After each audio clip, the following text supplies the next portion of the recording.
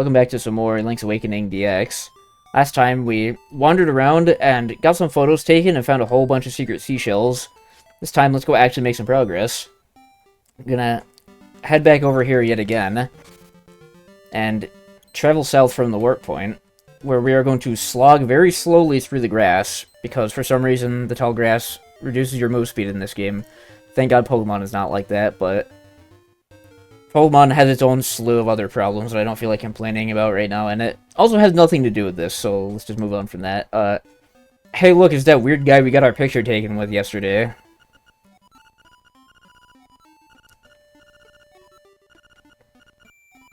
What a jobber, man. Holy shit.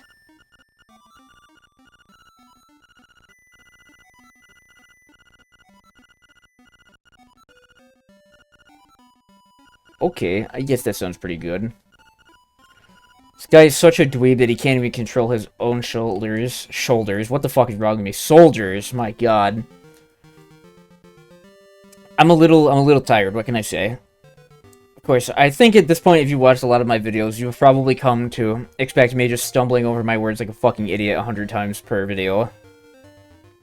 Yeah, I guess we actually can come over here right away and get our 10th seashell, so I said we were going to make some actual progress, but I kind of lied. We're going to take another pit stop to go visit the Seashell Mansion, which is pretty close anyway, so it's not much of a detour.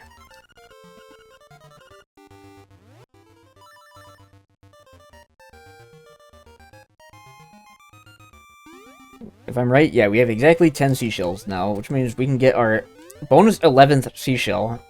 And yeah, the game progresses very quickly. Again, this is a short, compact little game. There's not much here. But what is here is really good. It's convenient that we have to come over here to the Seashell Mansion because it is pretty much directly south of the castle anyway. I gotta go this way, of course. Again, this center part of the map is very strange. It always confuses me. Get rid of these guys and head in here real quick.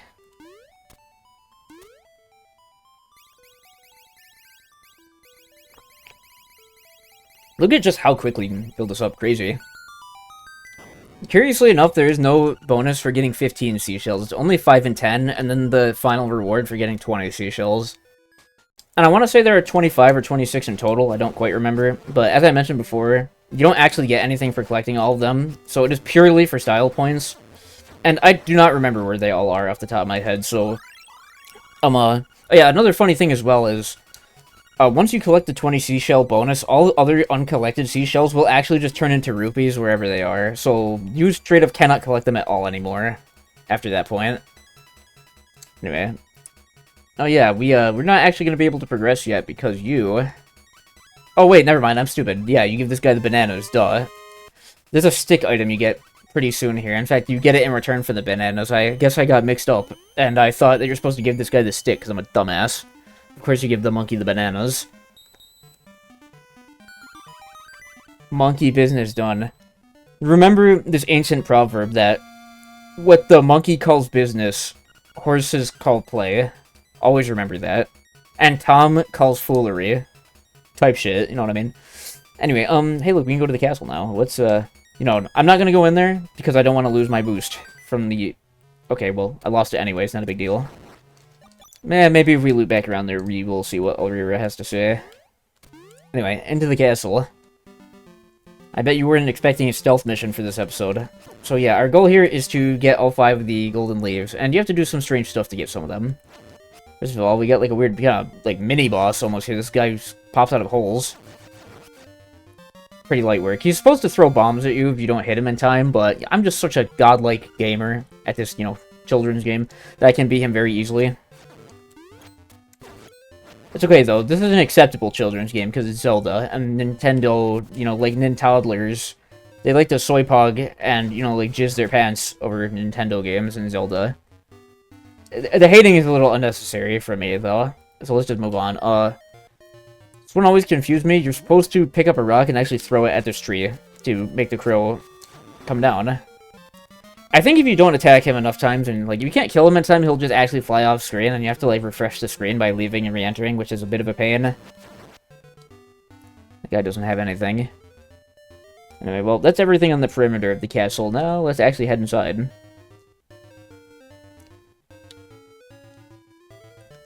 There's gonna be some more strange individuals inside of here.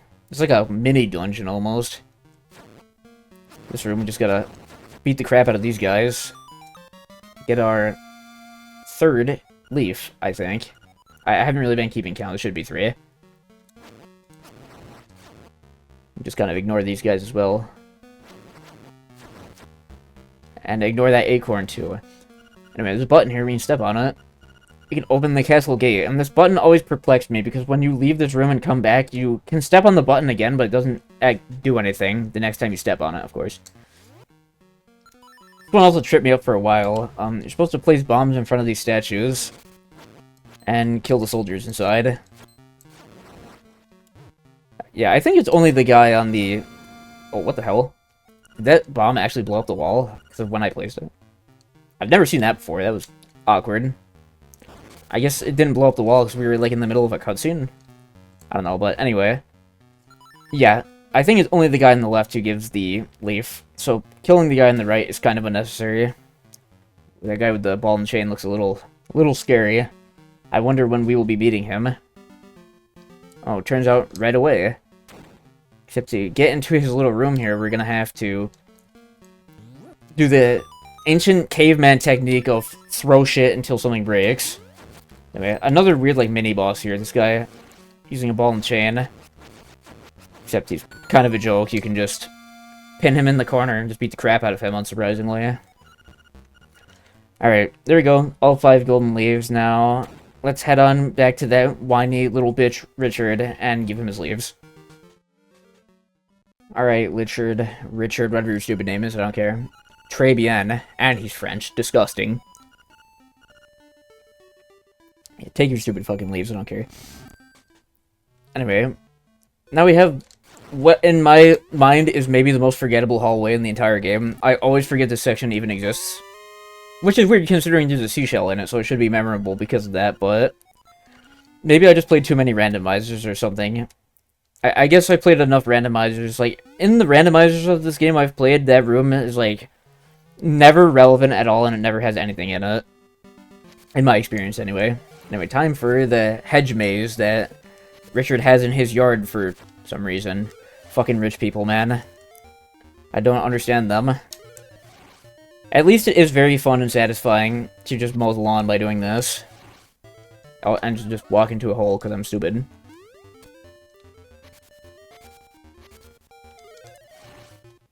It's a very, like, I don't know what the purpose of the maze here is, other than to just kill people in your backyard.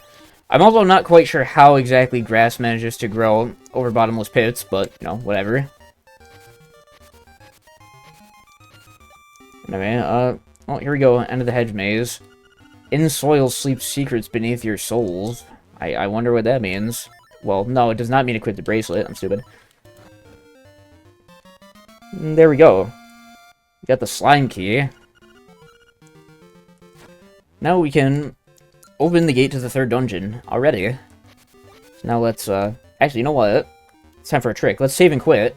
Go back to the menu. And wow, we're right back at the entrance of the hedge maze. How easy was that? And then I fumble and, you know, enter and exit a few times for no reason.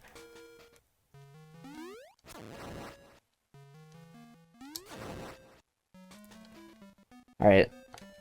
I don't think I'm going to stick around until we hear it, but there is one extra secret here. If you wait around in Richard's house, it was for like 20 seconds or something, or for like a few minutes, I don't remember. But it starts playing, Totaka's song, I think it's called. That one song that's in a whole bunch of Nintendo games as an Easter egg. I never really understood the craze around the song. I guess it's kind of cute that there's like a musical Easter egg that a composer keeps putting into games, but you know, crucified me for saying it, but I always thought that Totaka's song sounded a little crappy. I was never a fan. Anyway, I have no idea if they even put that song in the game still, or not. Whatever, anyway, see, it may appear, to the untrained eye, you may think that it's over because we went the wrong way, but we can do this. If I can swoosh my way in properly here. Give me a little bit here. Oh my god, look at that. Wagtastic technique. Yeah, you can for some reason glitch yourself into opening that key hole from the other end. Dungeon 3. Well, for some reason, you gotta open that up by throwing a pot at it, like in the castle. That was a crazy combo, by the way. I smacked that bomb directly into the stealth flows. It was funny. Wait, small key. Great. Well, this dungeon is called Key Cavern, so as you may suspect, there are a whole bunch of keys in here, and a fake-out treasure chest that has a slime in it, because fuck us.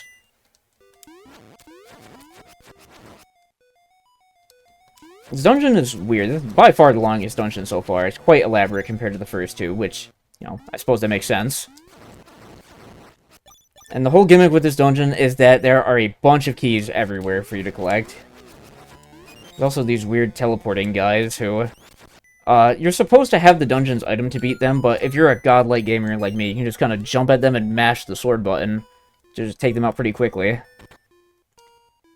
Pretty much all of these side rooms are... Well, yeah, I think most of these side rooms are kind of just optional. Because you use a key to enter, and then when you leave, you just get another key, so... You don't really need to go into any of them, I don't think. Well, I guess you do for that northern one, at least, to hit the crystal switch. Oh my god. I'm getting my ass beat. Yeah, I'm too godlike to be stopped by a guy like him. Anyway, we hit the crystal switch, which means we can go back up here and get some goodies. And another piece of power, of course, hell yeah. We get a beak. Okay, that's great, man. Nobody's thinking about the owl statue. He's not important. I'm sorry if in this playthrough I'm just overlooking a whole bunch of things, because this is a game where I've just played it so many times that I pretty much already know everything about it, and so if I'm overlooking stuff and not really explaining it, it's because in my mind I don't even think to explain it, because it's just so natural to me, I suppose. Anyway, all that for a map. So no, I guess this whole sequence up here was not actually even necessary. And whatever. I don't mind exploring the whole dungeon and collecting shit. I already said that. Now, let's proceed over here. You can kind of just ignore this guy.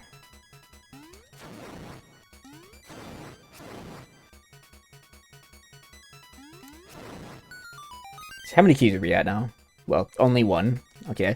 We're gonna need several more keys in the coming rooms here. And right here... You know what? It wouldn't be right to show it from here. This may be shocking, but there is actually something down here. Poke suspicious parts of the wall with your sword and listen to the sounds it makes, huh? I wonder if there's something here. Yeah, in case it wasn't fucking obvious enough, you can bomb through this wall. And you can bomb through the other, like, left part of the wall as well for some reason, but we can't actually do anything over here because that gap is too large. So, let's go this way. Let's go up and right. This is kind of like a dead end, but we're gonna have to come over here eventually. And there are these very strange bomb enemies. I have no idea if these guys have names, but as you can see, after you hit them then, I stumbled over my words again. After you hit them, they will start a countdown, and then they will detonate and blow your ass up. Oh, all that for a compass. Wonderful. Well, this compass has a new feature. Do tell. I'm curious as to what this new feature is. I always assumed that was, like, because for the longest time I had only ever played DX and not the Game Boy version, and I had always just assumed that this compass has a new feature thing was, like, something they added in DX, but no, even in the Game Boy version it says that, and I suppose it's probably referring to Link's, like, Link to the Past is the game where it did not have that feature, I guess. I don't quite know. For some reason, every time you enter this room, the enemies respawn and you have to put up with them again. Oh shit. I did not see that that guy was about to explode because he was underneath the other one. Oops.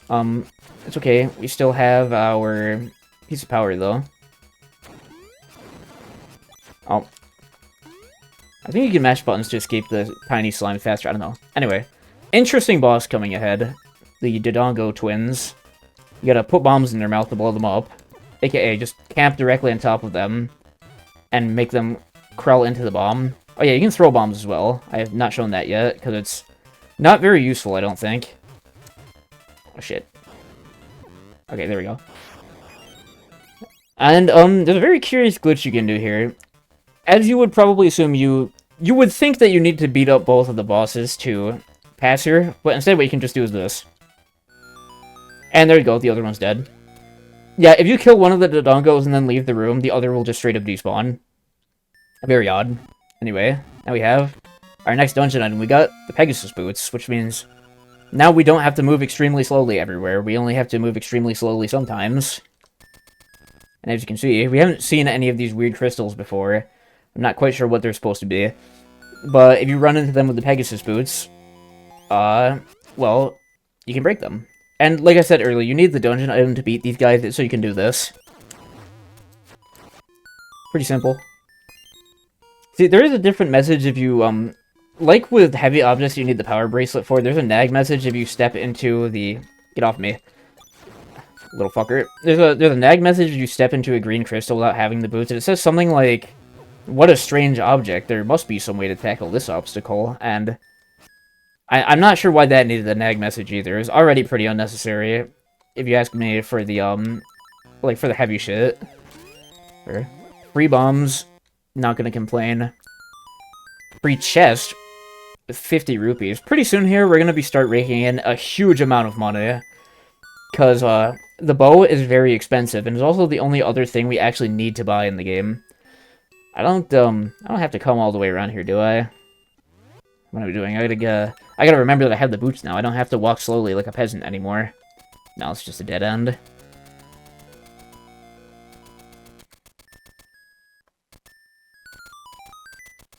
Now, we can loop back around here. How many keys do we got? We got 3 keys, so not enough yet.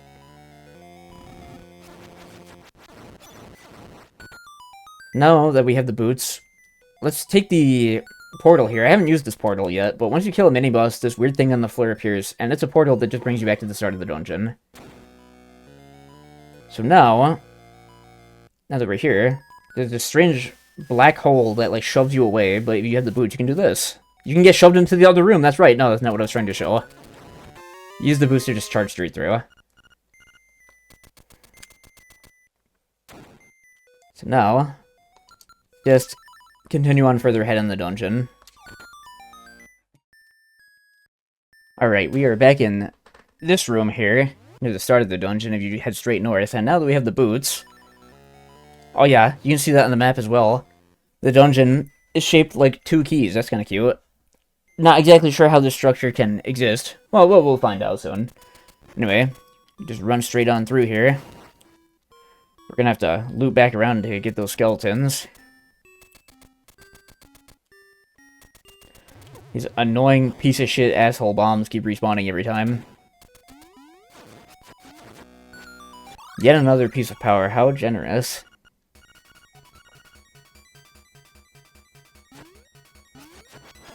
Alright, there we go. Now we can spawn a chest here that gives us 200 rupees. You're ecstatic. Holy crap. Alright, there's not much else to see in this dungeon. We have all the keys we need, so we can just move on now. You can get some nice hearts from beating these guys up, fortunately, because we needed the healing. Oh yeah, there is actually some more to see in this dungeon, of course. This gap here, now that we have the boots, with a little ingenuity, you can combine them with the feather, and just jump straight over big gaps like that. And that's how we get the Nightmare Key. There's a couple of crazy things you can do with the boots and the feather together, although I don't think the game makes you do stuff like that very commonly. Definitely in this dungeon they showcase it, which is a good thing. You want to be aware that that's a thing you can do pretty early on, of course. Anyway, use up all our keys and move on straight through here. We get a budget thwomp from Mario. Just ram into him. Fucking owned. And of course we got another boots jump. And a piranha plant, for some reason. Anyway. Approaching the end of the dungeon. Just kill the last of these guys. I have no idea what those things are called, they're kind of freaky. And then, one last room here that has a whole bunch of bats in it, and curiously enough, if you beat all the bats, you get an extra key, which is probably an Easter egg, considering this is Key Cavern, but you've already explored the whole dungeon, there's nothing left to actually get in here at this point. Anyway, now it's time for the easiest boss in the entire game. This boss is a fucking joke. Okay, well, not this boss. Well, this boss is quite easy. I was thinking of a different one, but... What you're supposed to do is just ram into him a few times, and you can split him in half. Oh shit, we're gonna want to jump over this. And yeah, as you can see, that boss was not hard. There are easier bosses, surprisingly. Look at that, we are now at 7 max hearts. Half of our max hearts already. How fast was that? Let me get the Sea Lily Bell.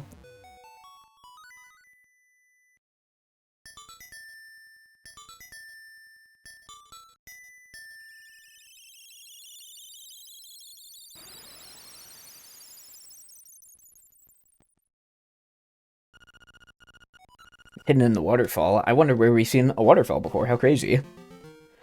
Oh, yeah, there you go. That was Dungeon 3 Key Cavern.